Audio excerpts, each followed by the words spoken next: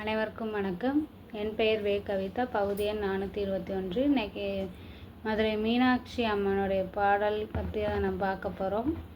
மதுரை என்றாலே நினைவுக்கு வருவது மீனாட்சி அன்னை. ஓம் அங்கையர்கண்ணி அம்மையே போற்றி, ஓம் அகிலாண்ட நாயகியே போற்றி, ஓம் அருமறையின் வரம்பே போற்றி, ஓம் அறம் வளர்க்கும் அம்மையே போற்றி, ஓம் அரசிலங்கு குமாரியே போற்றி, ஓம் அப்பர்பிணி மருந்தே போற்றி, ஓம் அமுத நாயகியே போற்றி, ஓம் அருந்தவ நாயகியே போற்றி, ஓம் அருள் நிறை அம்மையே போற்றி, ஓம் அளவாய் கரசியே போற்றி, ஓம் ஆறுமுகத்தின் அன்னையே போற்றி, ஓம் ஆதியின் பாதியே போற்றி, ஓம் ஆளாள சுந்தரியே போற்றி, ஓம் ஆனந்த வல்லியே போற்றி, ஓம் இளஞ்சி கொடியே போற்றி, ஓம் இமயத்தரசியே போற்றி, ஓம் இடும்பர் தோன் துணையே போற்றி, ஓம் உயிர் ஓவியமே போற்றி, ஓம் உலகம்மையே போற்றி, ஓம் ஊழ்வினை திருப்பாய் போற்றி,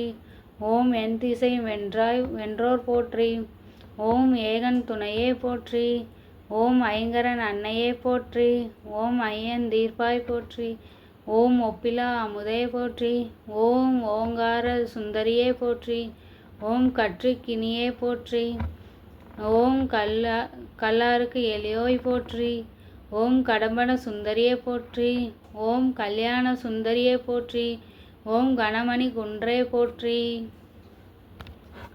கையில் கிளி கொண்டவளே, கண்ணழகு மிக்கவளே, கடை கண்ணால் பார்த்தருள்வாய் நம் மீனாட்சி அன்னை.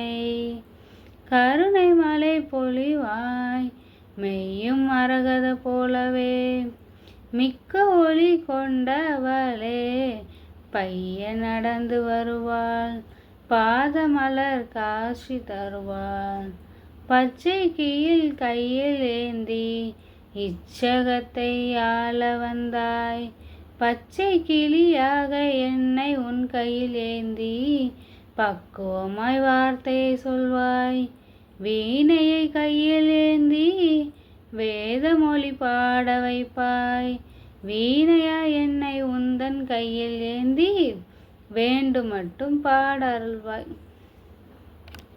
பச்சை கிளி கையில் கொண்டவளே, கண்ணழகு மிக்கவளே, கடை கண்ணால் பார்த்தருள்வாய் நம் மீனாட்சி அன்னை.